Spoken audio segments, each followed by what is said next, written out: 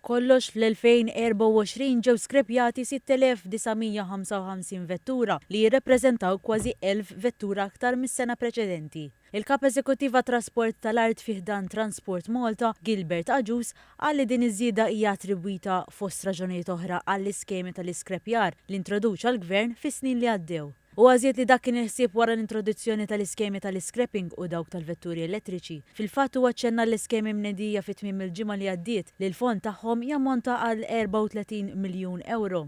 Bekk kull min jixtri vettura ġdida, inkluż muturi u roti li jaħdmu bl-elettriku, ser ikunu intitolati għall-lotja. Aġus spjega li fl-aħħar skema bejn l-2022 u l-2024 ġew approvati 9,000 grant b'fond li laħaq is-70 miljun euro. Din id-darba għalkemm il-prinċipju huwa l-istess, l-awtorità fasset xi skemi differenti għax-xerrija tal-vetturi elettriċi. Id-differenzi hija li dawn l-iskemi dis-sena se jkunu għal eligibbli għal muturi li jaħdmu bl-elettriku, inkluż il-pedelecs, vetturi tal-passiġġieri u vannijiet kummerċjali żgħar.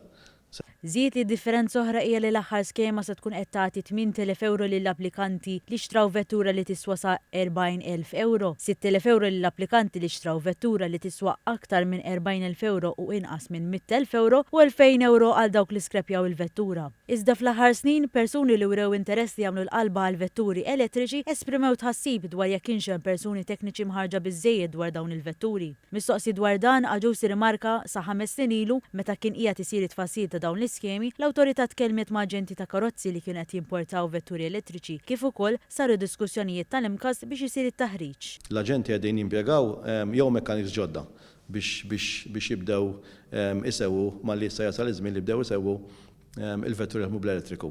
U anke informat li l-aġenti tal-karozzi qegħdin jibagħtu il-mekkaniks tagħhom barra minn Malta biex jitalmu jieħdu taħriġ ġdid għax ovvjament dawn il-vetturi huma totalment issa differenti minn dak li nafuhom illum. Intant Transport Malta qed tfakkar li jekk is-sit ikollu l-intenzjoni li jagħmel użu mill-inċentiv tal-iskrepjar, huwa importanti li l-vettura tkun fisem is-sit qabel ma l-karozza titieħed fil-faċilità fejn tiġi skrepjata. Dan għaliex vettura ma tistax tiġi trasferita la darba tiġi skrepjata mill-awtorità.